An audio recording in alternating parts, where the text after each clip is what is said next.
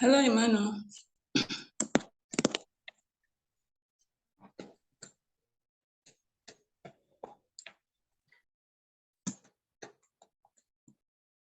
Hello. Yeah, sure, I'm going. Yep. I didn't hear the music. Nope.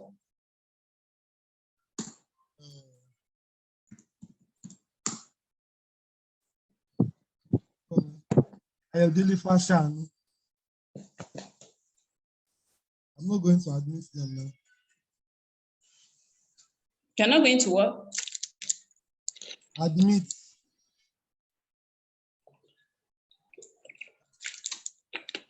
I wanted to actually play like a track along with the screen I'm sharing, but I discovered that could work.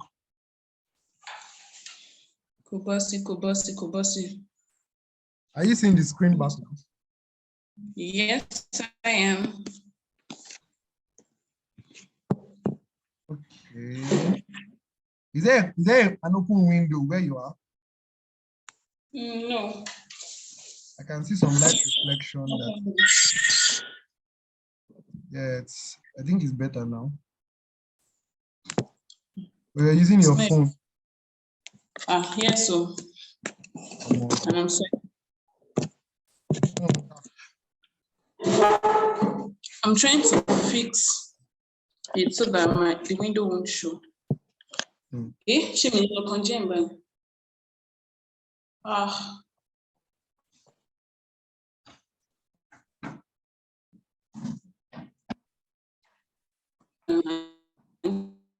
Hello. Hello, can you hear me? Is it your network or this one? Oh, break back. My network is strong. I came upstairs. Yeah.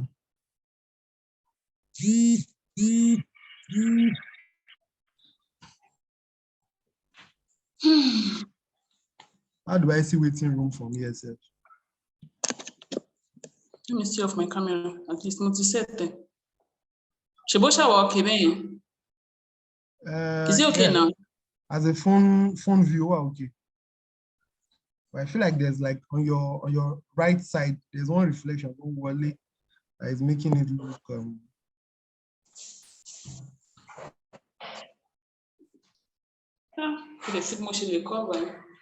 The window there is transparent. That's the problem.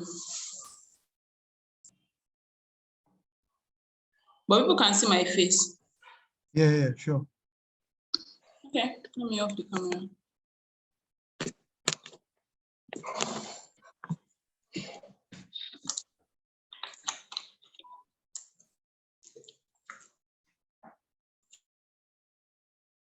You can mute your mic.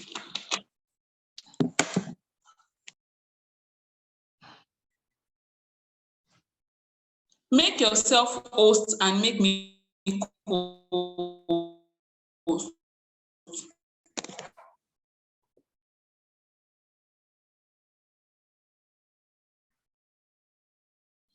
Yeah, you're already a co-host. Let me log in with my own Zoom too and make myself co-host.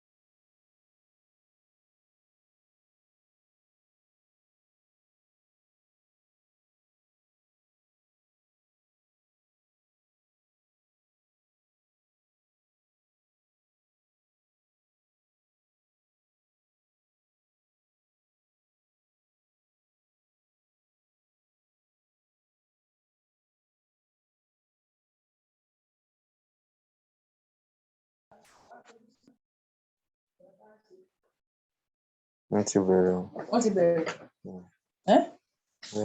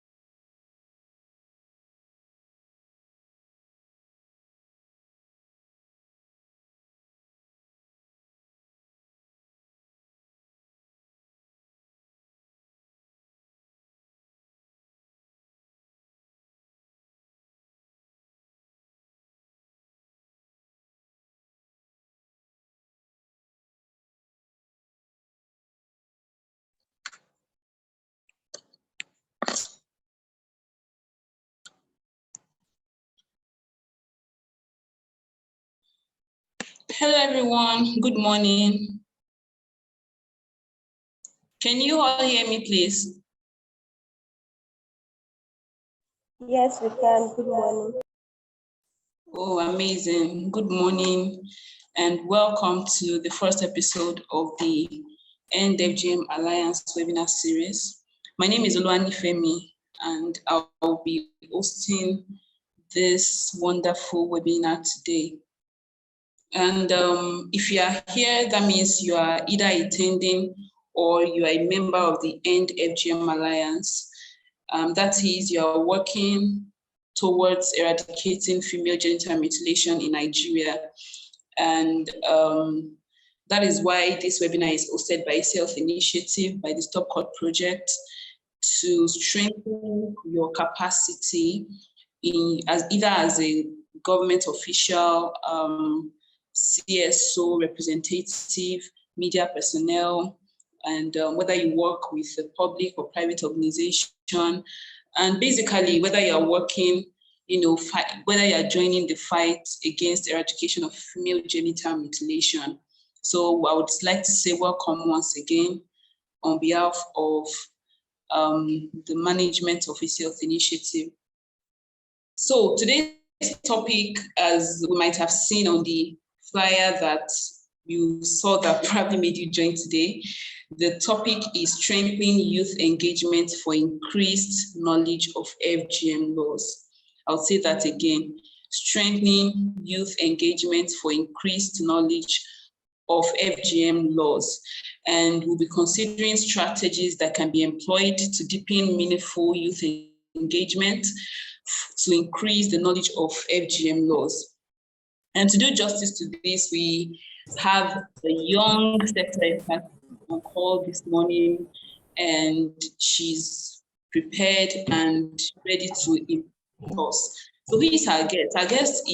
Our guest was recently appointed as UN Secretary of Global Youth Consortium Against FGM, and she's the founder and executive director of Value Female Network, which is a youth-led non-governmental organization committed to addressing gender issues and build network of productive young people. She's a gender and sexual reproductive health and rights specialist. She's a FGM consultant. She's also a medical doctor who is at the forefront of service provision for survivors of FGM. A passionate and results-driven project manager with over 8 years of experience in the developmental sector. She also has a track record of leading and implementing innovative projects, including female genital mutilation and adolescent health. And she's the convener of the largest gathering of adolescent girls on FGM in Nigeria and other programs that empower girls with the right education on sexual reproductive health and vocational skills. In addition, she's a seasoned speaker who has spoken at several events calling for investment in young people and an end to all forms of gender-based violence. She's also a change advocate and a youth representative on different platforms, including Nigerian Youth Parliament, UNFPA Youth Advisory Panel, and Youth Dialogue with UN Secretary General Amina Mohammed, among others. So please, ladies and gentlemen, welcome Dr. Costly Aderibigbe as she takes us through our presentation. Dr. Costly, you can please start your presentation. Thank you.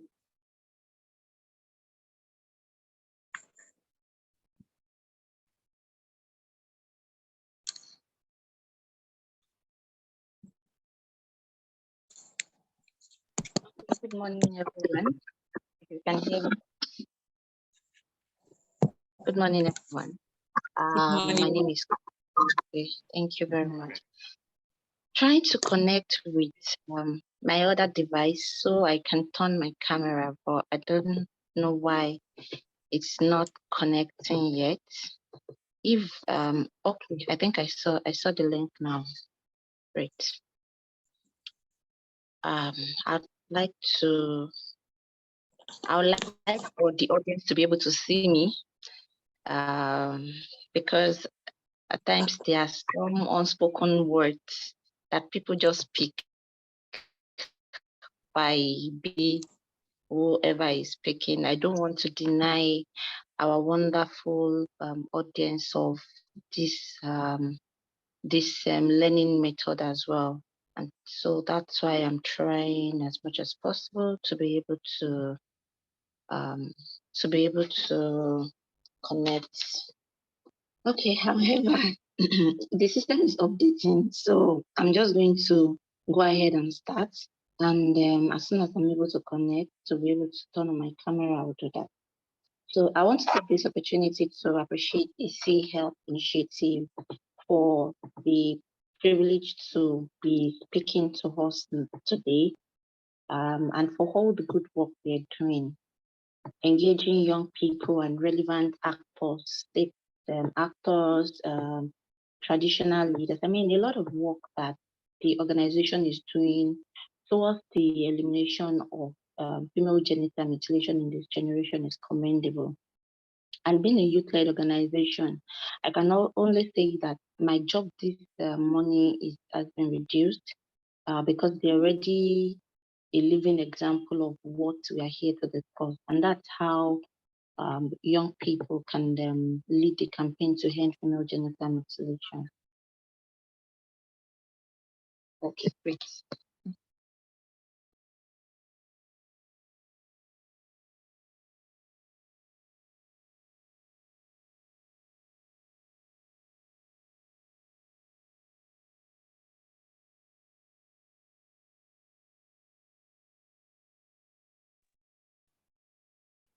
Okay, finally, I've been able to connect.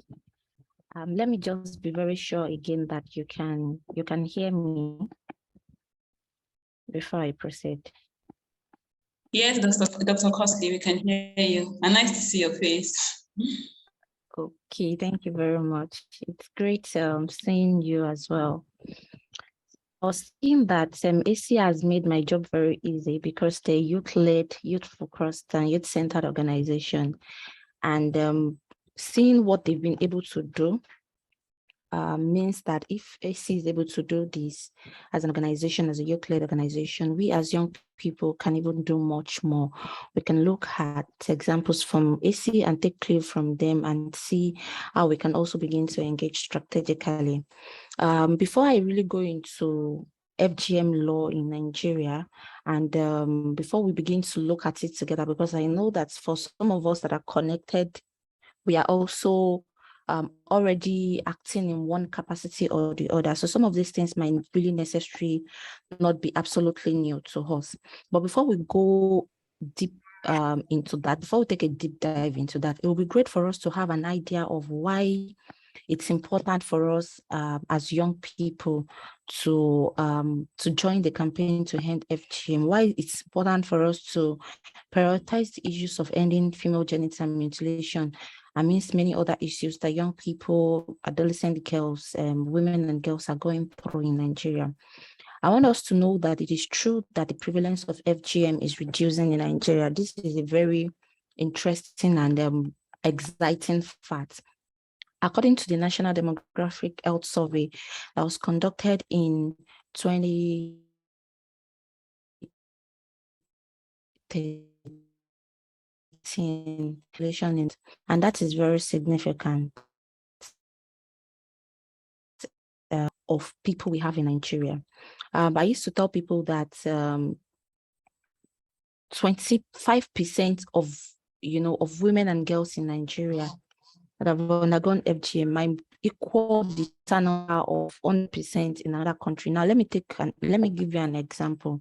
In a country like Sierra Leone, where the total number of people in that country is 2 million, and Nigeria, where we have a total population of presently, Worldometer estimates the total population of Nigeria to be 216 million. So 2 million is just a fragment of 216. So when they say 20% of people, of women and girls in Nigeria, that's about 19.9 million. Our 19.9 million women that have undergone FGM is doubles the total population of, not even doubles. You can imagine what it is when you compare a total population of people to be 2 million, and in Nigeria, just a fragment of women that have been, caught is put to be about 20 million. So when we say even 1% of women and girls in Nigeria, it can mean 100% of women and girls in another country. So we should really not focus much on the total, on the prevalence, but we should focus on the absolute number of women that are truly going through this. It is true that in Nigeria, 19.9 million women, close to 20 million women, have undergone female genital mutilation. And I can say that in 2013, the prevalence of female genital mutilation was 25%. But 5 years after 2013, that was 2018, another research was conducted. The NDHS is usually updated every 5 years. So another research was conducted, and the prevalence of female genital mutilation was found to have decreased from 25% to 20%. Which is very commendable, which is really great. These feats wouldn't have been achieved without, the active involvement of you and me, stakeholders, the government, the different organizations like AC, international organizations, donors, UN Foundation, United Nations Joint Program on the Elimination of FGM, UNFP, UNICEF, and all sorts of organizations working together with you and I to end female genital mutilation in Nigeria. Yes, now where we are now is that the prevalence is 20%. And like I said, 20% is still very significant. And it's important to know that some of the states that contributed to the absolute reduction of female genital mutilation that we now have to be 20% include states like Osun State, where FGM prevalence used to be like about 76.9%. In fact, some data research that were independently conducted showed that at 2013, even up to 2014, the prevalence of female genital mutilation was 78%. It means that almost all the women in Osun State have been mutilated. But now things are changing, and the prevalence as at 2018 has reduced to 45.9%. Also in Oyo State, prevalence used to be very high, but it's now 31%. I don't want to bore you with the statistics and the data because they are not really very important. What is most important is for us to know that the work some activists, NGOs are doing is already showing. What we need you to do is that you can also be part of this record breaking. You can also be part of this history making. I think it's better put that way, and join the train for us to work collectively together. If this group of activists have been able to achieve this up to this time, what if we all come together, individuals, communities, society? We are definitely going to accelerate the abandonment of female genital mutilation within a twinkle of an eye, and it's going to become history. It's also important for me to also note that according to the National Demographic Health Survey of 2018, some new hotspots, FGM hotspots, have been discovered in Nigeria, and that is in the northern part of the country. Before this, what we know is that FGM is more prevalent in the southwest, is very prevalent in the eastern part of the country, like Imo, Ebonyi State, Enugu. Those are the things we used to know. But now the NDHS 2018 have revealed to us that we now have some emerging hotspots. Kwara State is one of the emerging hotspots with the prevalence of 46.0% of female genital mutilation. Kaduna is also one of the emerging hotspots of female genital mutilation. Also Jigawa and Kano with the prevalence of 22.2%. And the type of FGM that is practiced in these communities are different. There's what they call Aguria and Gishiri cotton, but this presentation is not going to look into the details of the type of cutting that is being done, but it's important that we know that this is where we are in Nigeria. This is where we are. This is a situation at hand. Yes, the prevalence is decreasing, but like I said, the absolute number keeps increasing. It is even estimated that 14.4 million women and girls in Nigeria are now at risk of FGM. This is because of the absolute number. Also, let me point out that because of our absolute number, 200 globally, there are 200 million women and girls that have undergone FGM. And when I said that up to 20 million women and girls in Nigeria have undergone FGM, it means that Nigeria contributes to 1/10 of the total number of women and girls across the globe. So our absolute number is very large. Like I said, our absolute number is very large. And then now look at it. Yes, prevalence are also decreasing in states where we used to think that those are the only states practicing FGM, and a lot of efforts have been put into these states. But see the new hotspots that we're beginning to see in North Central, in Northwest, and a part of the Northeastern parts of Nigeria. This is where we are, and so we need more people to come on board, especially young people, because let me say to us that there has been no history made without the involvement of young people. So it is important that we as young people begin to look at it. So this is where we are. How can we get involved? That being said, currently in Nigeria, we have laws that speaks against FGM, that outrightly prohibits FGM in Nigeria.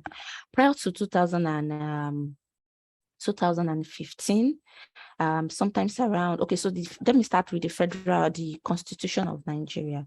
The Constitution of Nigeria has been like the only law that protects women and girls, that protects individual citizens from any form of harm, prior to 2003. And so there's a part of the Constitution of Nigeria, the 1999 Constitution of the Federal Republic of Nigeria, the section 34 states that no person shall be subjected to any form of torture, inhumane or degrading treatment or punishment. And FGM falls under these categories. So it means that prior to 2003, it's only that part of the Constitution, the section 34 of the Constitution of the Federal Republic of Nigeria, that we are able to hold on to, that protects women and girls from FGM. And so really people argue with that there's no law that actually bans FGM. Where did they mention it in the Constitution that FGM was wrong and all of that?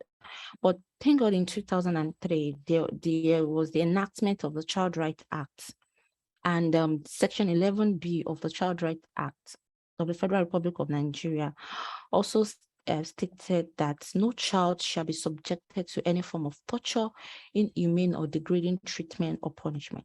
So it's also further buttressed what the Constitution of the Federal Republic of Nigeria said about protecting, the child, protecting the girl child, protecting every individual citizen. But child rights is more specifically for children.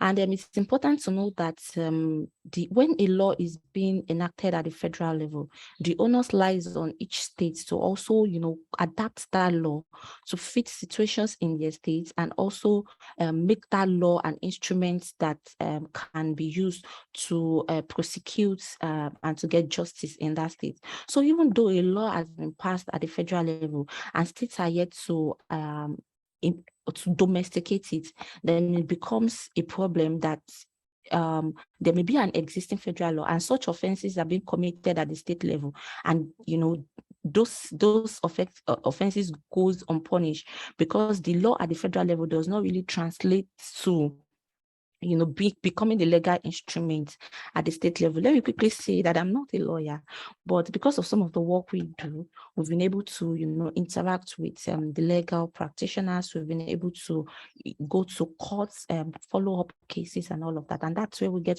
some of this insight from. So like I said, the Child Rights Act, of course, it's a national instrument that did not really have specifically FGM being mentioned in the Child Rights Act. But when some states started to domesticate the law, for some states that had very high prevalence and high burden of FGM, they were able to look at this law in total, this acts in total, and some of the states were able to, inculcate the issue of FGM into the Child Rights Act. And then for some time, it was just the Child Rights Act that was the legal instrument that was used to protect women and girls from female genital mutilation. But in 2015, things changed, and we had the domestication of the Violence Against Persons Prohibition Act. I'm going to show us some pictures of this legal instrument as we move on. So we had the domestication of the Violence Against Persons Prohibition Act. It was domesticated in Nigeria in 2015, and that was a very groundbreaking achievement for everyone, and people at the forefront of advocacy against all forms of gender equality, inequalities, and oppression, because the law had a lot of components. It expressly and outrightly bans the practice of female genital mutilation, calling him its name, and providing accurate and appropriate punishment or sanctions for offenders of the law. It also talks about other issues that are bordered on gender-based violence, like rape, sexual assault, and other forms of harmful practices, including forceful ejection from home and harmful widowhood practice. It's a very rich law that has been used over time, that is now being very popularly used across the country. It's also important that, like I said, that when a law is being domesticated at the national level, states also have to rise up to this to also make sure that it becomes very active in the state by passing it at the state level. Now, not all states in Nigeria have domesticated the Violence Against Persons Prohibition law, but it's important to say that there has been significant achievement. I think, as at the last time I'm aware of, I don't know the absolute total number of states now, but Osun State is the youngest state that have just joined the League of States that have domesticated the Violence Against Persons Prohibition Act. And presently, I think the last time I checked was over 20 states. I'm not sure of the exact number, but over 20 states have domesticated the Violence Against Persons Prohibition Act, and that is very, very commendable. In Nigeria, of course, we will continue to advocate for all, because the mantra is to leave no one behind. As far as women and girls in some part of the country are still being at risk and with no legal instruments covering them, then we would continue to speak out for these ones. It's also important to say that when we have laws, what again matters is the implementation. Yes, we have laws in Nigeria.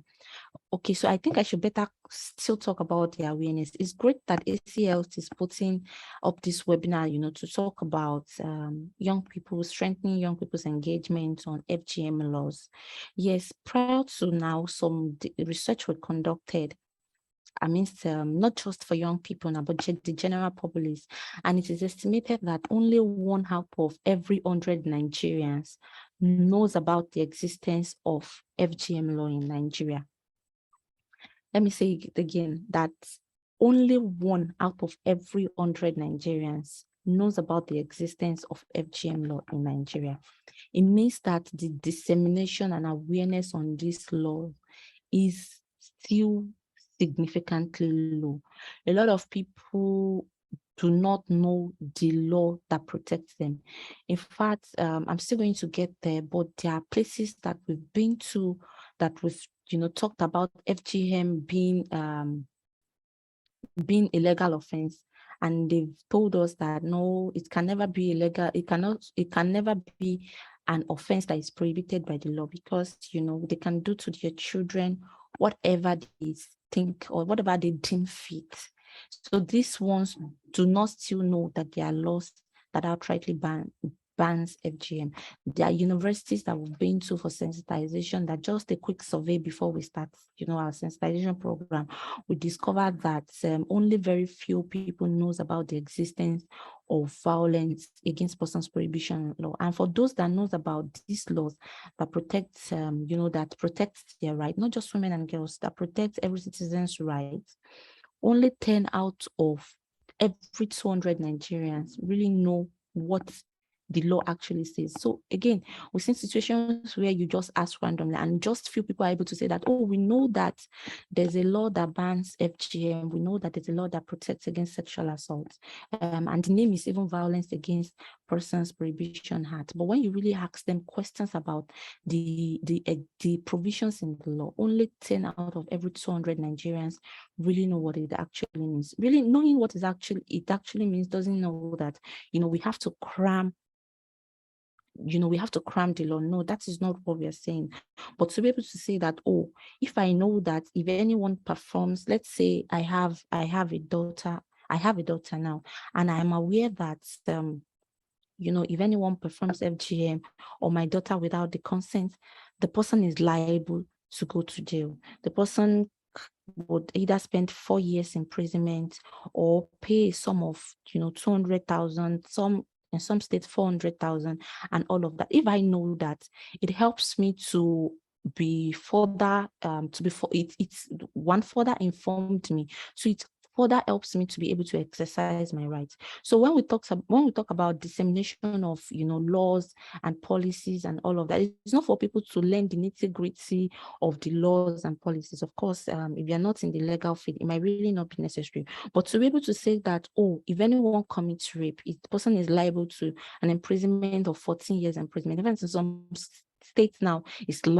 lifetime imprisonment. So when you know that, it further empowers you to be able to really exercise your rights and be able to really work, to be able to act without any fear of prejudice from anyone. So that being said, we've said that the study also revealed that only 10 out of every 200 Nigerians really know what the law actually means or says.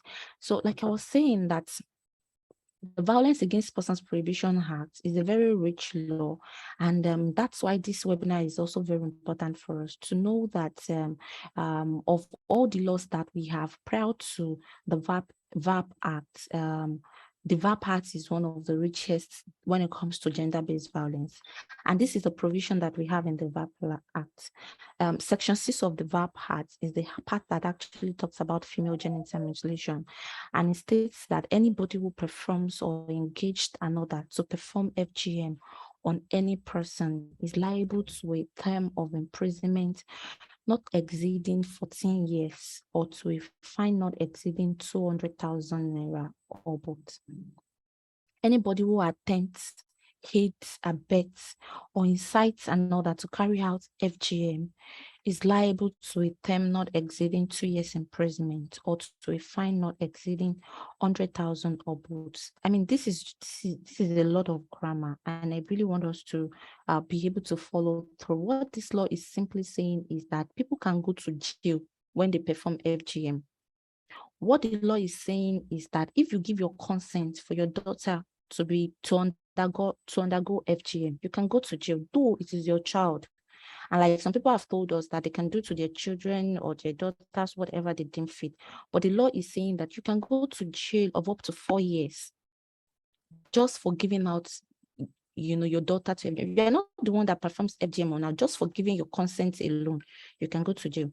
This law is also saying that for the people that they've gone to meet, they're not the ones that have gone to convince other people to, bring their child or something. It is some people that have given their consent and taking their daughters to them for mutilation. But for these people that are accepted to mutilate other people's children and even go ahead to perform this act, they're also liable to go to jail. They can go to jail. It's also saying that if you are close to the person, that you are among the people, you are within that conversation of when such a conversation was being made to subject another girl to FGM. It means that even people within that conversation circle are also liable to go to jail.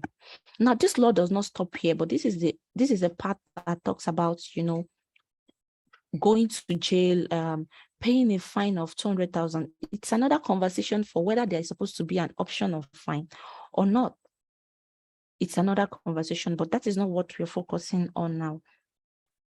Now, beyond this provision that we have in this law, there's also another provision that protects whistleblowers. There's another provision that protects survivors. I don't want to say victims of female genital mutilation.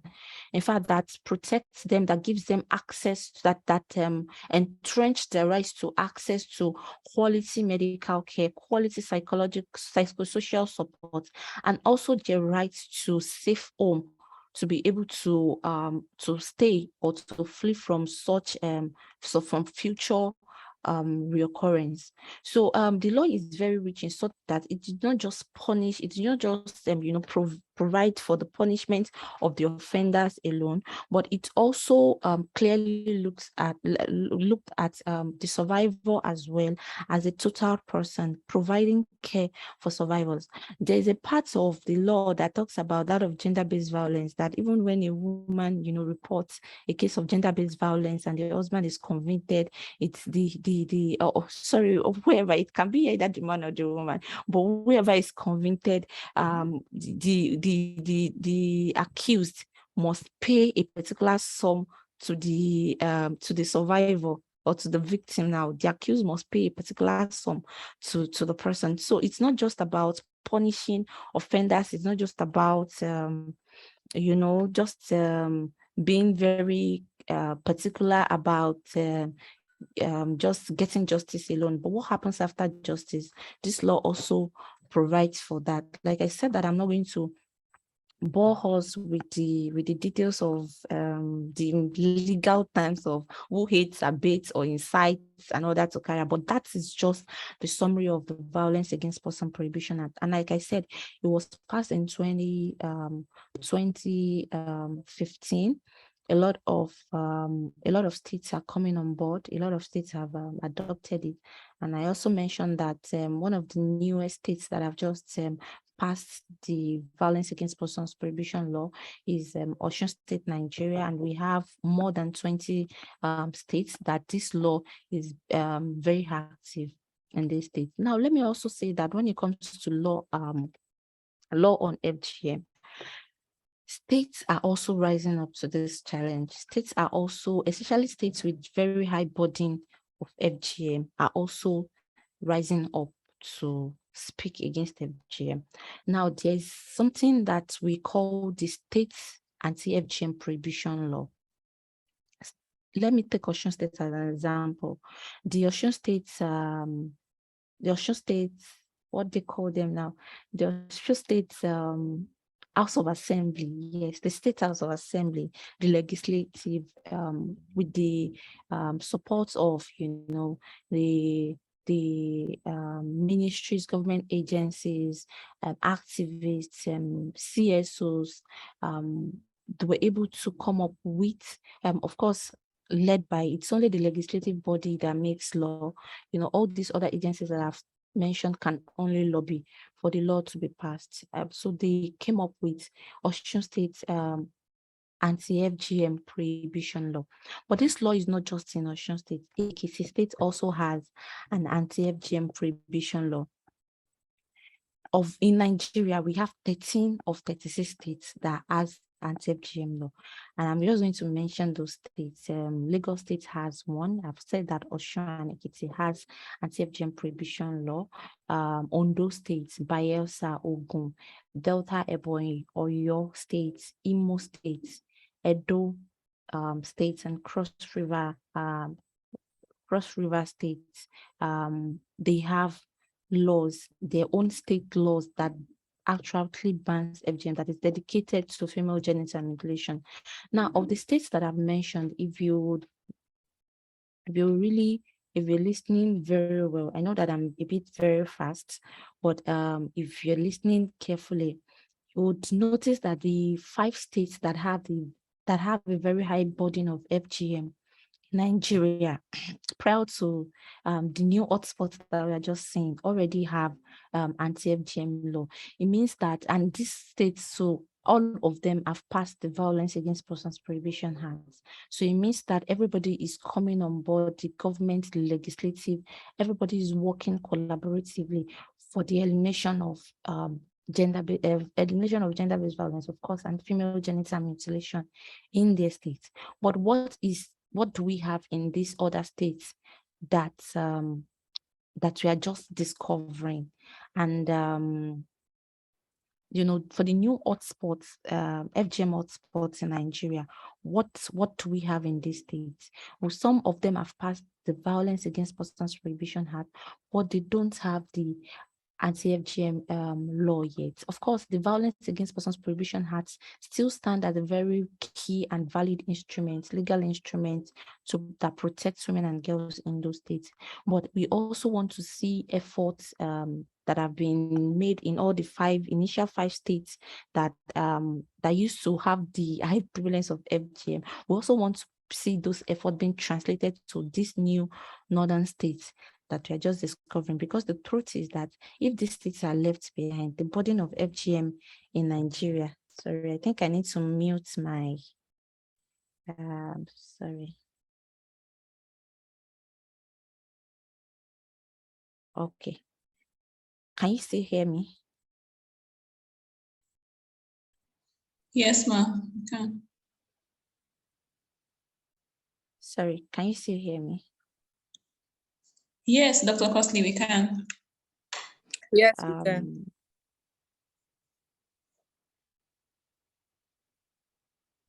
Sorry, I just muted my system so that as to reduce the background noise. So I want to be sure that we can still hear me before I continue. Oh, thank you very much, Emmanuel, for responding. Thank you, Tumlola, for responding. So I was saying that, okay, thank you. Thank you, good to know. So I was saying that we also want to see efforts being translated to all of this, they've been replicated in all of these other new spots that that we've just identified, vis-a-vis Kano, Kwara, Jigawa, Kaduna State. These are the some of the new hotspots that we're beginning to see that FGM is also being very practiced actively. So basically, if I'm going to summarize what the provision of the what laws have said that actually protect girls from female genital mutilation. I've mentioned the 1999 Constitution of the Federal Republic of Nigeria. I've mentioned the Child Rights Act, and I've also mentioned the Violence Against Persons Prohibition Act. I've also mentioned different states.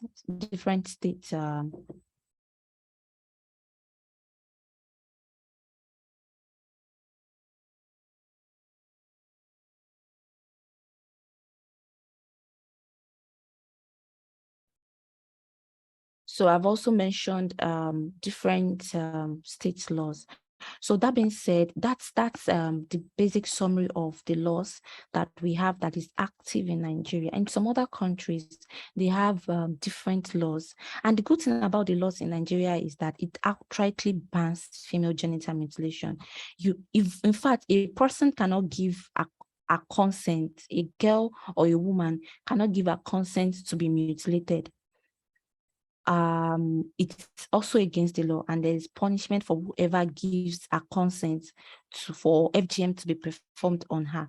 But when you look at some other countries, in countries like Sierra Leone, where there are still a lot of ongoing efforts to even convince the people that FGM harms women and girls, to really open the eyes of people to the harms that FGM brings to women and girls. In those countries, they've not even gotten to the level that Nigeria is.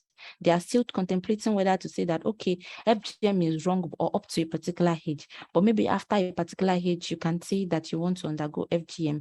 But the plan is to ensure that they inform women and girls early enough before they get to that age, to also be able to resist FGM when they get to, I think 18 years is the cutoff, when they get to 18, so that nobody in their right senses will now stand up to say that they want FGM to be performed on them after age 18, that they're going to invest a lot of effort into ensuring that, they're equipped with the knowledge on the harmful effect of FGM. But that is the state at which those countries are. There are different levels of growth or level of advocacy when it comes to social norms transformation. It doesn't happen overnight. For them, they are still in the beginning phase. But the good thing that we are supposed to take away from this presentation today is that Nigeria has gone past that stage. There is nothing like consent being discussed in Nigeria. Nobody can give their consent. You cannot advise somebody to go and do it. Whoever gives that sort of advice is going to jail. No parents can give their consent, like I said again, for their children to be mutilated. and nobody can perform mutilation on another person's child or on his or her child. In fact, it is also absolutely wrong for an health worker to perform a female genital mutilation. We talk about ethics and everything. There is the ethical part of the medical practice that does not allow any health worker, to perform any harm. It's absolutely against ethical practice. But beyond ethical practice, now the law is also saying that medicalization of FGM is legally prohibited. And if any health worker is being caught, apart from, the ethical consideration that will be the judgment from the ethical committee that will be meted on such health worker, also the health worker is also liable to face the court of law.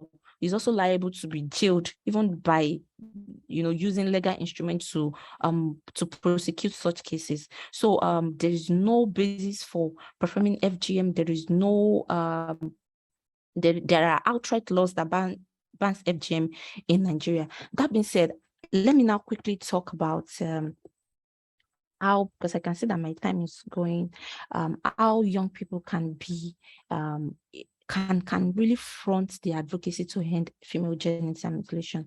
The truth is that it is important that we understand that as young people, we have everything it takes to end harmful practices, especially this one that we're talking about today, which is female genital mutilation. We've talked about the data. You know that a lot of women are going through this. In fact, we've been to some places that they've asked us that are people still doing it? And let me just state this example very clearly. So I was speaking with a woman in the market about the effect of FGM and all of that, and then she told me that are people still practicing FGM? That she thinks there has been awareness on, the harmful effects of FGM, and she doesn't think anyone would again go and subject their daughters to FGM. And just about the time she was talking, our own daughter responded and joined that conversation and said that that why is she talking like she does not know that just some weeks ago one of their family members just gave birth, and they said that they would delay the naming ceremony of that child because they wanted to circumcise the child, the girl child, before naming ceremony. Was that not the excuse they gave her for not having the naming ceremony as at when due? And so it became a conversation that the woman said, oh, she did not even think about that to be FGM, that she was just thinking, it's just the normal rites that they do before naming ceremony and all of that. And I was like, oh, but they said that they want to cut this girl. In Yoruba, they said that, but they said that they want to mutilate this girl. But you did not think of it as being the FGM that they've been talking about on radio. So a lot of people have not really taken time to really understand what FGM entails. Some people think that the milder forms of FGM are good. They are not prohibited. Those ones are okay. But it's only the bad, the other stages of FGM that is doing bad. The truth is that no part of the female external genitalia needs to be recreated. God has already created everything completely. And like I said, according to what we are looking at today, which is the law does not give prohibition of cutting any part at all. It does not even give prohibition for you to surrender yourself. The law is the law, and it's very clear about the stand of Nigeria when it comes to FGM. So young people, for us as young people, we have that responsibility. We know the data. We know that a lot of people don't know about this law.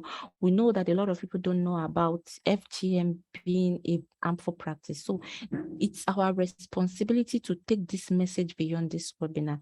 It's our responsibility to step out in our full capacities and full force, to enlighten people within our network, to enlighten our peers on the harmful effects of female genital mutilation. I used to say that young people are not just the leaders of tomorrow any longer, they are leading right now. And like I said earlier, that no history have been made without young people. If all of us here today decide that we are going to reach at least 100 people with information on the harmful effect, to just say that do not cut your daughters, FGM is not acceptable medically, legally. No part of the holy books talks about FGM. That is also another conversation. But no religion support FGM. Please do not subject your daughter to FGM. If we reach 100 people within our network, it means that we are going to be talking about thousands of people being informed about the harmful effect of FGM. And you can never know the numbers of girls that you're going to be able to save just by doing that. You can never know. In fact, like I said, that young people are not just they're not just the leaders of tomorrow. They're already leading right now. Young people's are the young people. I also used to say that young people are or it is a very clear fact that young people are not the homogeneous set of people. So at times when people talk about young people, some people just look at young people as people who are jobless, that are either out of school and don't have a job, or are causing trouble in the society, or are busy organizing unneeded protests and busy disturbing the society. But that is wrong. Young people, when you talk about young people, don't just look at thugs as being young people. No, we have young people are a heterogeneous set of people. We have married young people that are married, that have their family, that are doing very fine. We have unmarried young people. We have educated young people. We have non-educated young people. We have young people in professional space. We have young people in ICT that are leading change across the globe. So young people are a heterogeneous set of people. They are not just, don't just have this very bias about young people. So that being said, young people are also not just they're not just, some set of people that are going to get married and sometimes in 2030, but some young people are already married. Like I said, they already have their children. Some are still going to get married. So they're not just future parents, they are also already parents. And so you don't know who you're going to save by just speaking to your peers, your colleagues, young people around you. Some of them are expecting their children, they're expecting babies, they're expecting girl child. Just by telling them about the harmful effect of FGM might mean that you're saving that unborn baby. For those that are still going to be, that are categorized as future parents, information that you're giving them today, you don't know how it's going to be useful for them in the future, and how many more girls and children you're going to be saving. So it's important that even as we leave this webinar today, we look at it holistically and make that personal decision that you're going to take this message beyond this. We are going to really leverage on the energy. We've always say that young people are very energetic. Young people can get to where, the older generation, I'm sorry to say, that the older generation cannot get. So are we going to really look at that energy within and tap on that energy? And we have a lot of platforms that we use for this dissemination. Of course, the social media is there. We also know that there are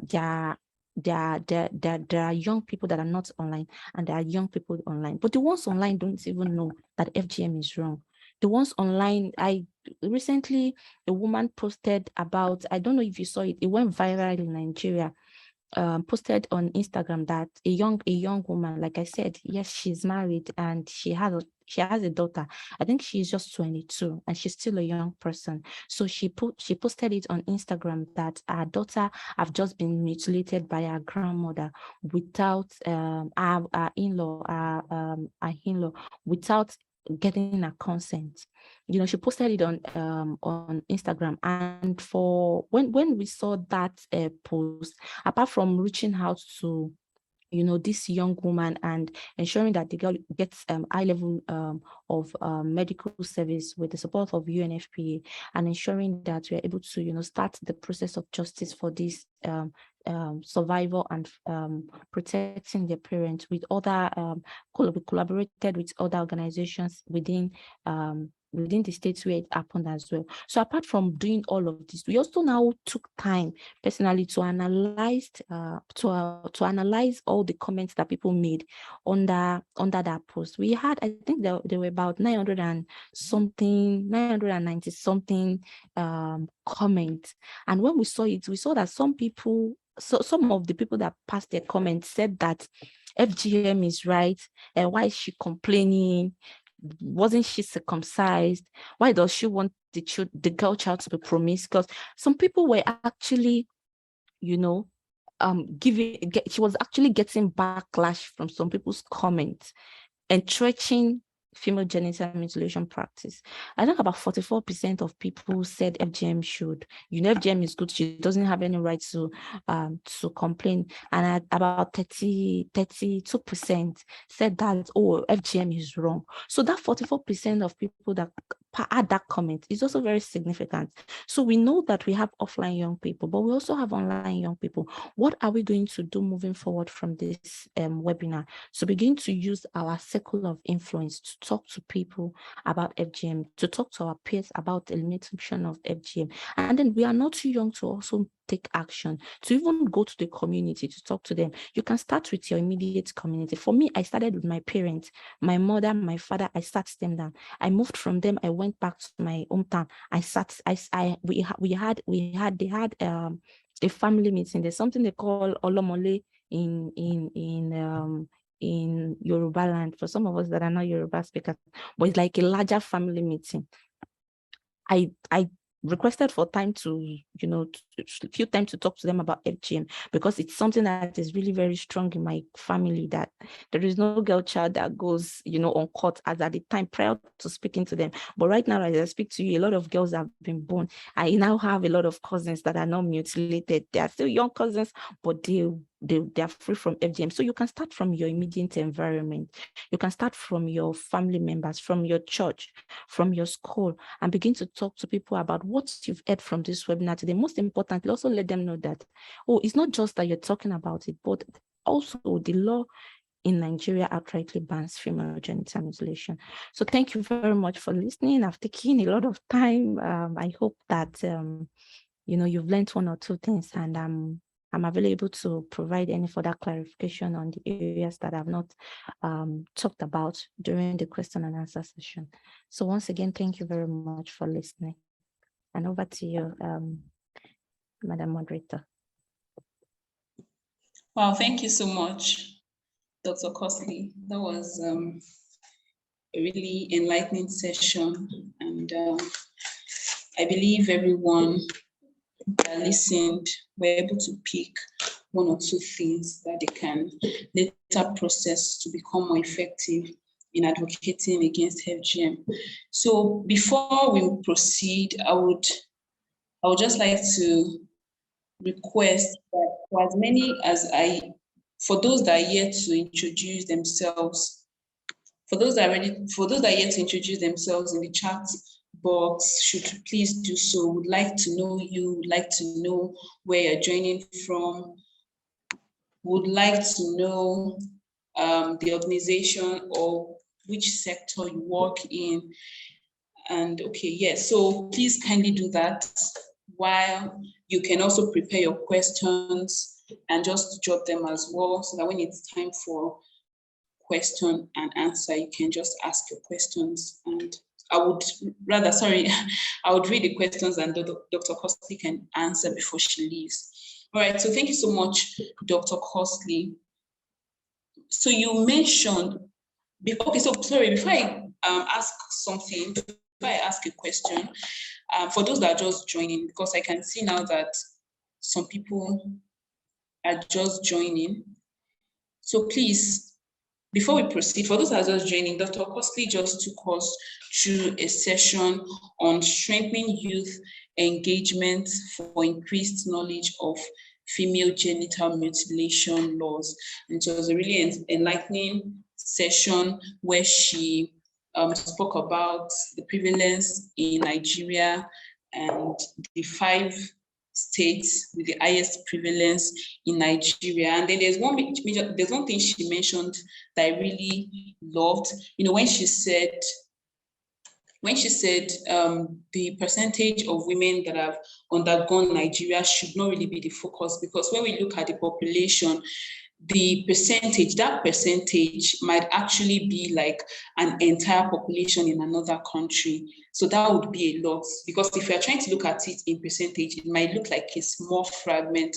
It might look like it's just a small, number. But then if we look at the number itself compared to the population of maybe some other country, we can see that it is a lot, and there is actually a need to really advocate against this practice.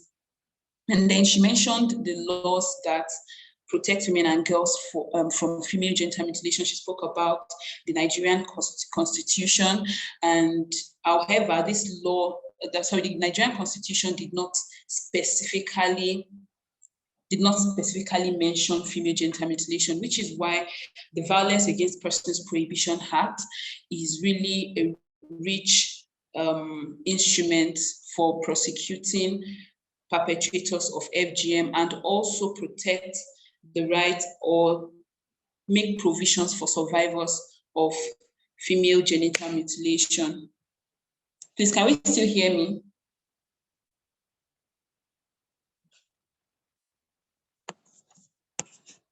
Yes. Hello, everyone.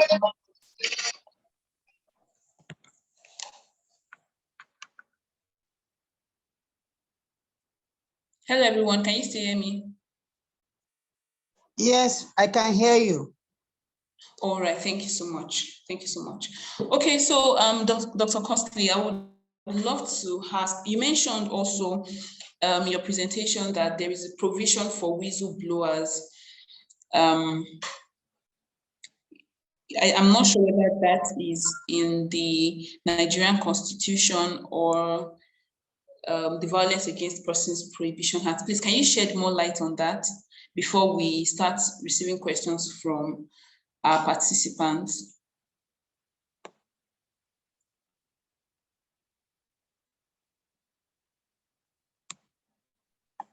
Okay, thank you very much.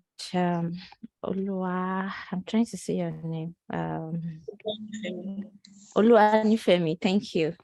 Thank you very much for that. Well, let me be very clear. We are advocating for a specific or a separate whistleblower policy. In fact, in the UK, what is obtainable is that there is a law that's they call the law mandatory mandatory reporting duty law. It applies to health workers. It applies to teachers, social workers, like people that directly care for people, for other people, especially for children. So it makes it very mandatory for them to report any case of FGM that they come across as they do their day-to-day, as they perform their day-to-day routine. So that law specifically make it very compulsory for them to report, and it also protects them even after reporting. In Nigeria, we do not have that absolute separate law that makes it very compulsory for people. That's really stated it very clearly, you know, and that protects people that eventually go to report. So you hear we've received calls from communities, from community members that have told us about or informed us about a potential female genital mutilation procedure that has been planned in the community. And then you hear such person, you know, pleading that their identity should not be made known. We've also received calls on similar issues, especially other forms of gender-based violence, that callers usually plead that their identity should not be made known. I'm really looking forward to that fact that we can begin to advocate for a separate law that states it very clearly. But the truth about the Violence Against Prohibition Act as well is that it makes it provides punishment for whoever hears about a procedure that is about to happen that did not talk about it. So it means that indirectly, it makes it compulsory for people to report, you know, potential or actual cases of female genital mutilation. It's just that it does not really state it very clearly. Like I read to us some part of the provision of the law, you know, the other time. We are going to also, we've discussed this on several platforms, and hopefully this will be the next phase of advocacy, to really have a whistleblower policy on maybe not just FGM, but even other forms of gender-based violence. So that would be my response to that. Yes, there's a part of the law that that makes it illegal for people to hear about FGM and not talk about it, because it also means that they are part of those that incite or abate and all of that. So there's a part of the law that says that you cannot tamper with any document that is being used, or any form of evidence that is being used in the process of prosecuting the law and all of that. But really, it's not a separate entity in the law. Thank you, Nifemi. That would be my response to that. I'm not sure if I'm able to really answer that the way you. Thank you, Dr. Costley. Yes, you have. Yes, you have. And I really love one of the major things you also mentioned, that no history has been made without young people, and that we are not just, leaders of tomorrow. We are leaders now because young people all over the world are making global impact. Yes, so I think one of the major challenges young people also face is the mentality of being overly outspoken or being expressive. Let me use that word. We live in a world where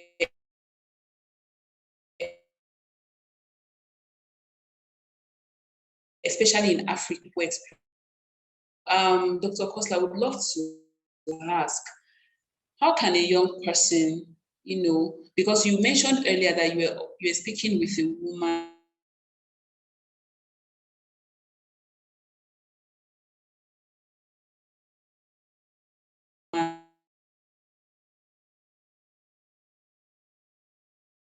in the market, convince or try to, I think the word should be convince the elderly ones about the dangers associated with female genital mutilation without coming out as being rude or disrespecting them,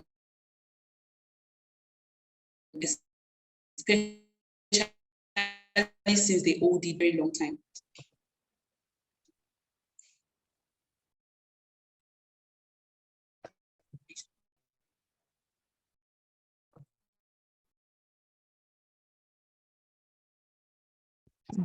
Nifemi, I'm losing. I don't know if it's from my hand. Okay.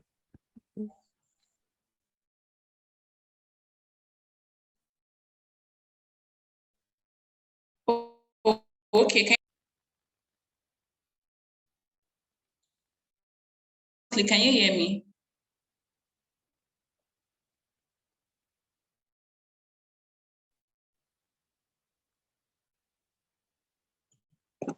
Please, can anyone hear me? I want to be sure it's not my network.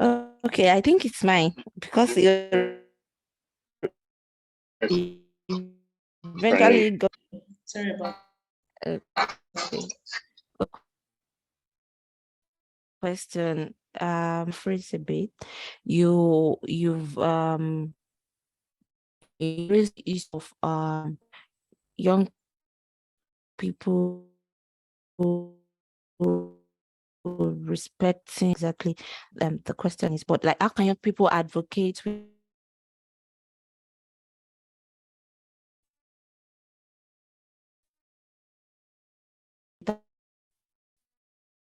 being perceived as being rude? Is that as being rude or disrespectful, because these elderly people hold female genital mutilation as a dear cultural practice that shouldn't be tampered with, because that has actually been one of the major challenges young people encounter in the field, trying to engage elderly ones, and then they feel or they see or they perceive it as an attack on their cultural practice. So yes, that's the question. okay? Thank you, Nifemi. I mean, that's a very important question, that even as we are set to begin to, leverage on our network, and as we set to start to talk to people about ending FGM, it's also important that we bear this in mind, that as we go out, we are very smooth and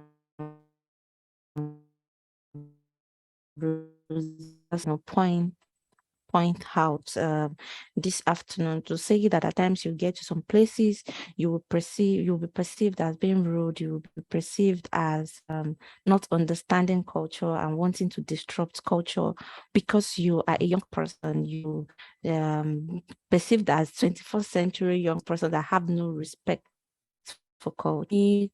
Say that no matter what you do, no matter how hard you try, you are still going to definitely get to some places where you will be perceived as maybe not being rude, but you'll be perceived as not understanding how precious culture is to the cost of culture. That only being faced by young people, is also being faced by even elderly people, being faced by even custodians of culture, but now understood that FGM is wrong and are now trying to advocate against it. It's being faced by religious leaders who used to that FGM was a requirement for their religion, but I've seen that it wasn't a requirement, and now they're now advocating against it. They also face, diverse groups of advocates face this issue. And that is the issue of wanting to disrupt other people's culture. So they tag you as not understanding the nitty-gritty of culture. And so it's something that we should prepare for. But again, back to Nifemi's question about not being perceived as being rude. It's very deep. The truth about it is that being a young person in the first place, people have bias about young people. They see them as I don't know if you've been to any program and maybe you are in such a program with some older folks, and you raise up your hand talk in such program and you are not given the floor to speak as a young person, and you look at the program, maybe you're just about 3 young people in the program and other people are older people, and you try severally to also express what you think about what is going on in the program, and people don't allow you to talk because they think that young people, a lot of people see young people as threats. They see them as, once they raise up their hand, they will disrupt everything and all of that. But the truth is that that bias is there, and we must really recognize that. But in going to communities, when you talk about advocacy, there's step-to-step process in advocacy. So let me share this example of when we started the advocacy to end female genital mutilation. The first program I engaged in, I packed medical students in my class. I was still in 400 level medical school at that time. And we just saw that, yes, women and girls were coming with issues of reproductive issues, some had difficulty delivering, and we could trace some of them back to FGM. And so as a class, we wanted to do something. It was our O&G posting, so we wanted to do something about it. And we felt that we should go to the community. We leveraged on the 16 days of activism and went to the nearest community to discuss about FGM. There was no community. Just we wanted FGM to end in areas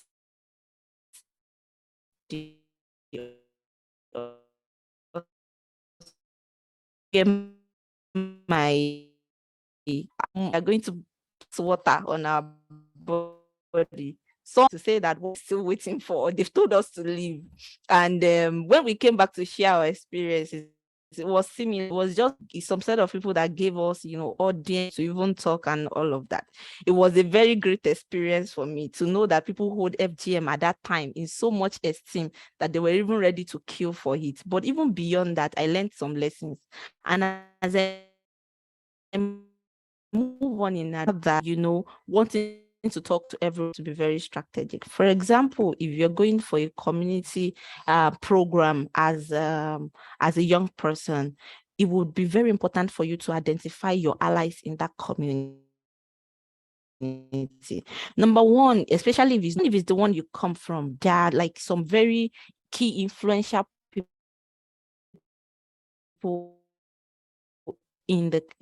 so we usually say that you should identify community stakeholders, community gatekeepers, but really just don't forget about those grammar and look at it as you looking for, at least when they see those other people talking to them, they're likely going to respect them. It's important that if you are able to identify those very key influential people, you should reach out to them first. You should not go to mosque and just, stand up and begin to talk. You should know that the chief imam has more influence on the people that are worshiping in that mosque than that is just the worshiper.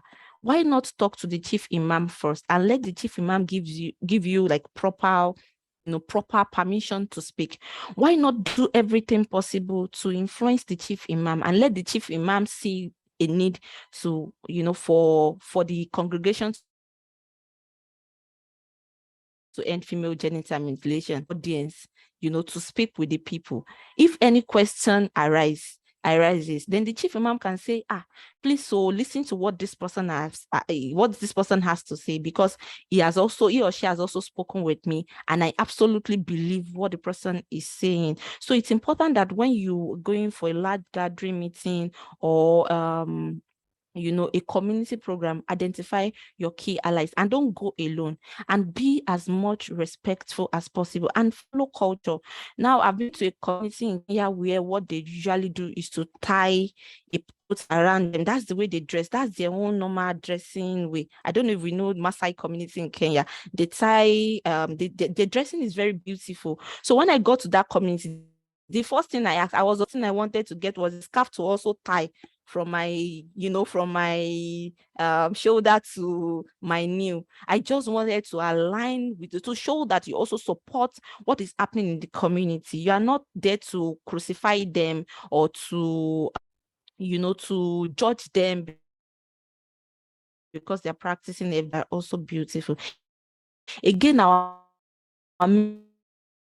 messages, in fact, everything is the approach. In subsequent webinar, maybe AC can look at messaging formulation, a key messaging for the abandonment of female genital mutilation. So messaging is also very important. What is it that you're talking to them about? Have you gone there to say that FGM is wrong, all of you people are going to jail, the police is coming, by the time I come next time and you've not abandoned FGM, I'm coming with police officers? I could remember there was a community I went to with my friend for a focus group discussion, and because my friend was dressed in a kind of way, he was on a black suit and a pant trousers, and people automatically thought that meant, and they were not going to even listen to us. They were not going to say anything to us during the focus group discussion. I was on a vest that talks about ending FGM, and he was on a black suit. So it means that we've just come to, take, just hear from and maybe go report them later. People did not talk to us until we now explained and built trust, and I explained to them,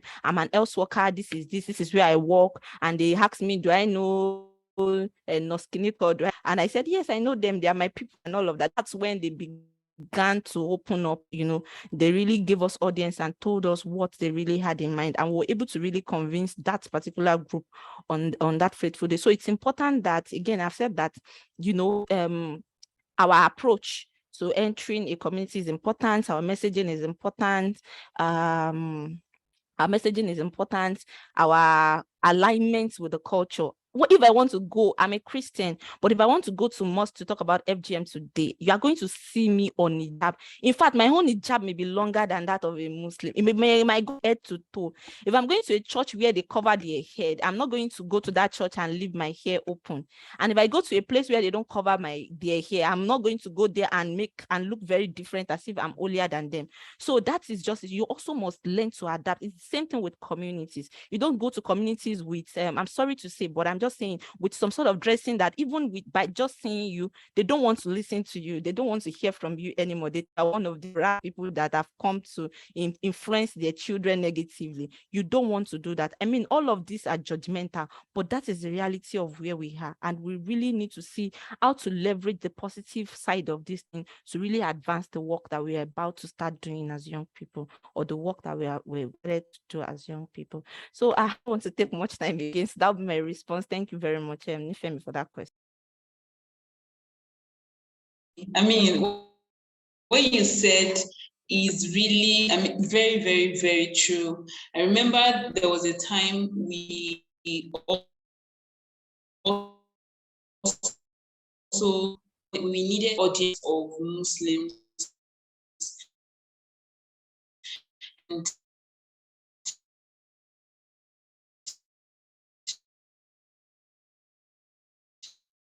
even get it us, like some of our group members was dressed rather. So it was later that one of the not really chief imams, but one of their imams now like drew me aside, and he just made that comment that, oh, why are we dressed? Why are like some of us dressed like that? Because they saw it decent and all. So we actually went to cover our hairs, and like ladies cover their hair rather, and they see how I mean welcoming, they were listening, they were attentive to what we had to say. So that is actually very true. And thank you so much for that answer. Answer right there is to be strategic. If you are listening, please kindly drop, put the strategies. You need to identify your allies, know the influential people in the community or the sector you are going into, and try to reach them first. To them on your side, so that even if those people won't respect you, or even if those people won't normally give you an audience, they will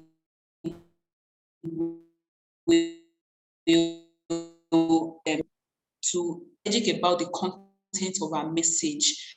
We would really look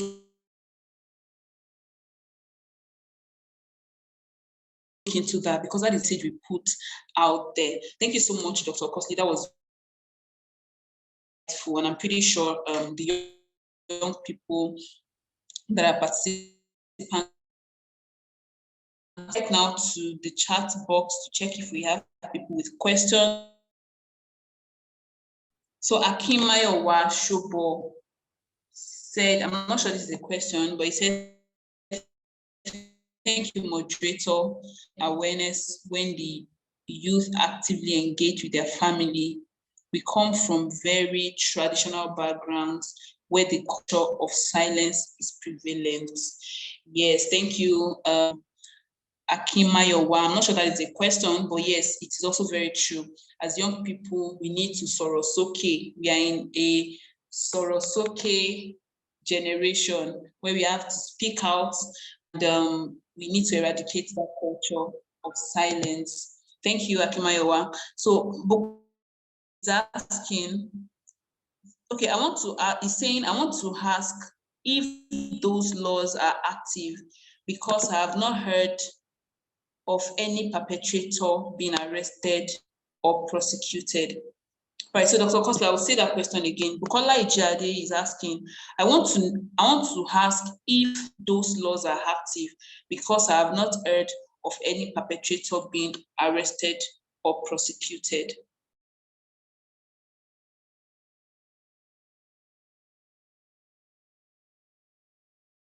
Okay. Thank you, Luanifemi, and thank you, Ijade. I'm not sure if I pronounced his name correctly. Thank you for the question. Yes, you're right. I mean, that should have been the first thing that we should have mentioned. Yes, we have all of these rich laws. I think I mentioned it briefly, so that the issue is implementation, and that maybe that is not the focus of the presentation today. But the truth is that it's not just with regards to FGM. It applies to, different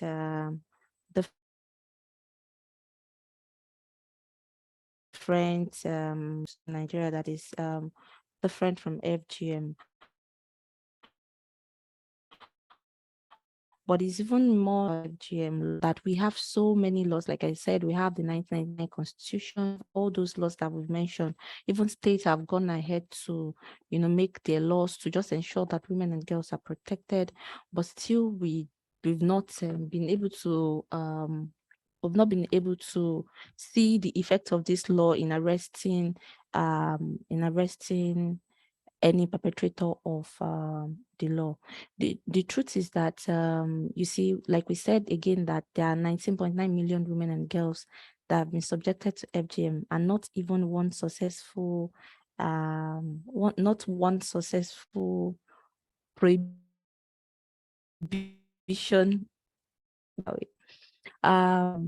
It's very true, and it's something that is people are beginning to speak out. The culture, when it comes to FGM, the culture of silence is like that for anything that silence is even stronger when it has to do with, community coming together to conspire, to conspire to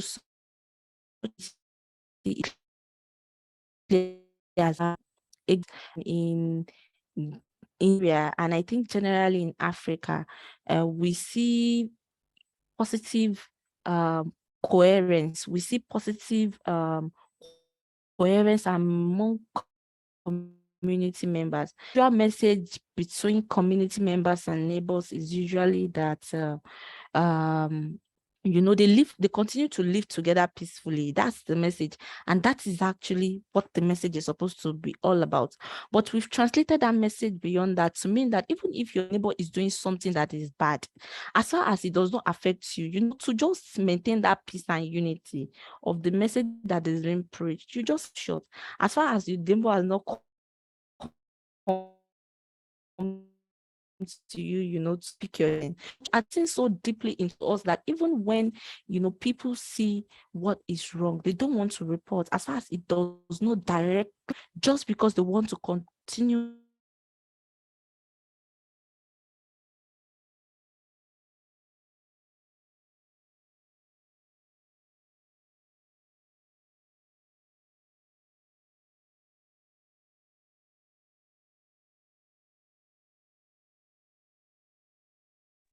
Okay, sorry about that. So just because I don't know if you can hear me now. Yes, we can. Okay, so just because they want to continue to maintain peaceful existence with their neighbors, they don't want to talk out. There's this Yoruba saying that talks about Akin Tilejo Dore. I'm not sure if I'm correct, if I've said it correctly. But what that phrase is trying to tell us is that people don't come back from court or friend. They once you take any case beyond, what you can amicably settle, and you take it to police station or something, you may you may sustain a level of enmity with that individual beyond what you even think of. And so I think basically you can link that to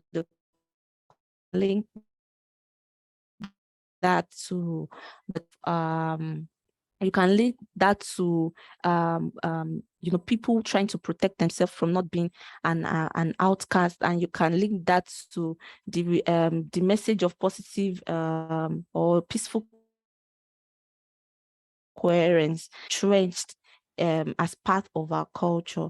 And like I said, it's not just peculiar to FGM, but the good thing about it is that in some other countries, people are speaking out.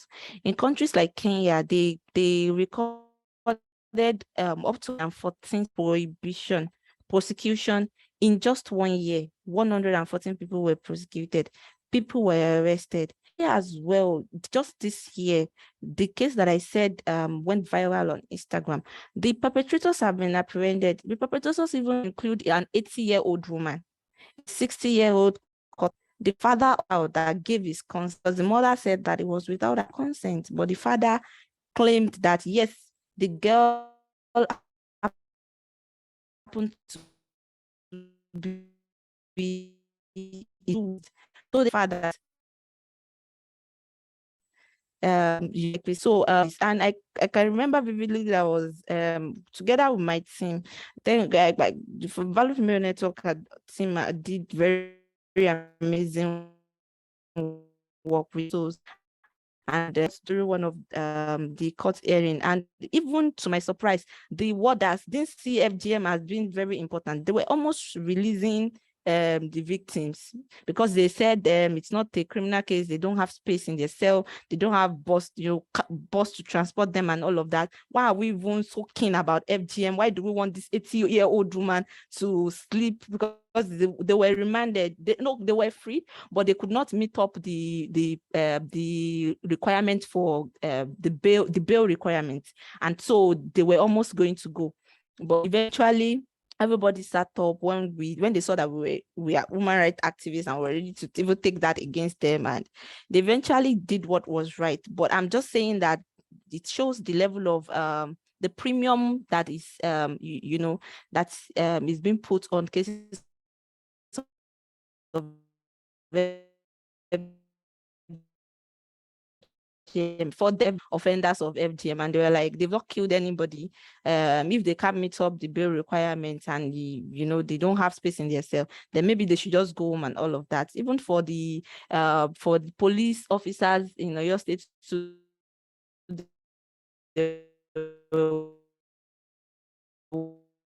working on the case, that awareness is increasing. We see more people report situations like this because it's happening everywhere. It's happening, in fact, every 11 seconds, it's happening. So when we see more people report such cases and we're able to, project those perpetrators to other perpetrators, it will really help us a long way. So thank you, Nifemi, once again. And thank you, Dr. Costley. We'll take the last question now before we wrap up this session. So Annabelle wants to know that, okay, Annabelle is, she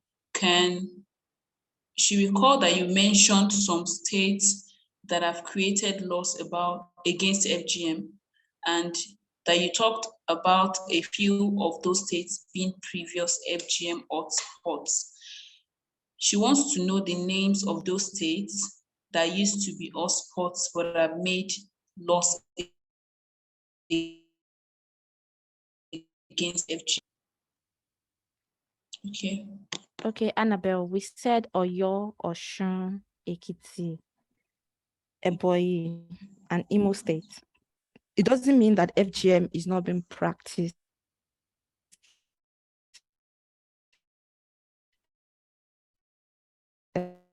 FGM.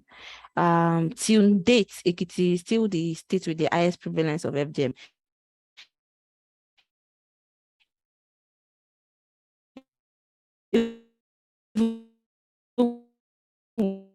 With the new prevalence of FGM also dropped in all of these 5 states that I've said, but it's still significantly high. So those are the 5 states with the highest prevalence of FGM. It doesn't mean that they are no longer practicing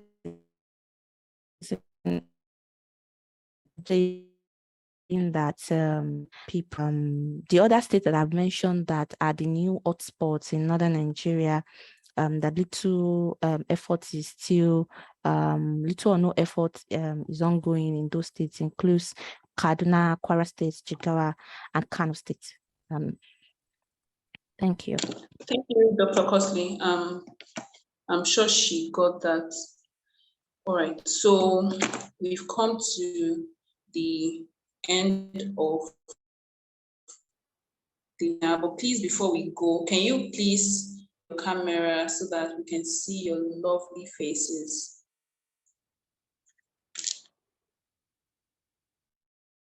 So Bukola Ijade, thank you.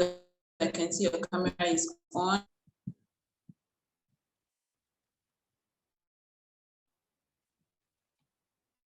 Thank you.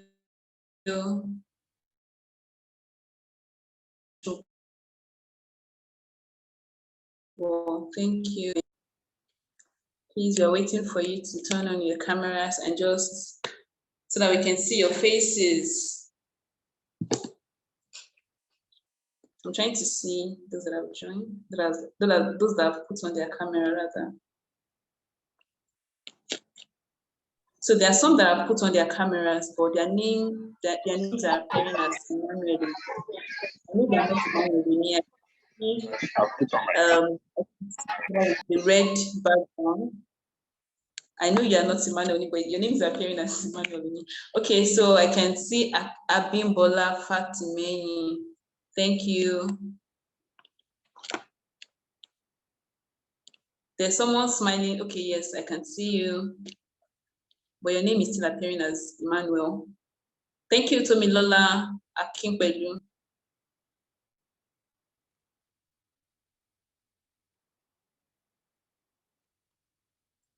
Thank you for turning your, okay, I see someone. Okay, thank you, Morike. Thank you, Annabelle. Thank you. There's another person's name appearing as Emmanuel Oni.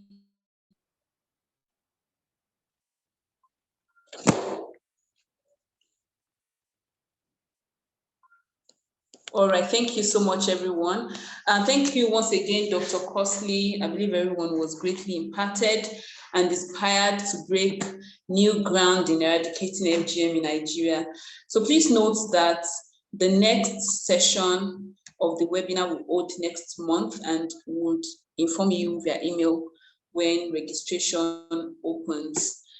Thank you, everyone, for joining in, and on behalf of the FGM Alliance, we appreciate everyone for taking out their time to be a part of this webinar session. So we'll be in touch with you. We'd love to hear your success stories. We know that one way or the other you've been advocating against genital mutilation, so would please love you to continue what you do, intensify, and like we learned today, be strategic. Unity, please be strategic, and would love to hear your success stories. Would love to hear what you've been up to. Would love to hear your challenges. Would love to hear basically what you've been doing, or how you can collaborate with anyone that has been part of this webinar today. So thank you, thank you. We've come to the end of this session. See you next month. Bye, everyone. Please, if your camera is on, you can just fix the camera. I can see you. Bye. Thank you for joining. Thank you, Bukola Idiade. Thank you. Thank you, Augustine Onwe. Thank you. Person still appearing as Emmanuel Oni. Thank you, Annabelle. I pronounced that correctly. Thank you, Mary Oyetumi. Thank you very much. I think just like yeah, the right situation. You don't even need to be an expert for that, for people to comment in. Thank you, Akimayo. Well, thank you, Stella Oyebanji. Thank you, everyone. Bye. Much more respectful manner.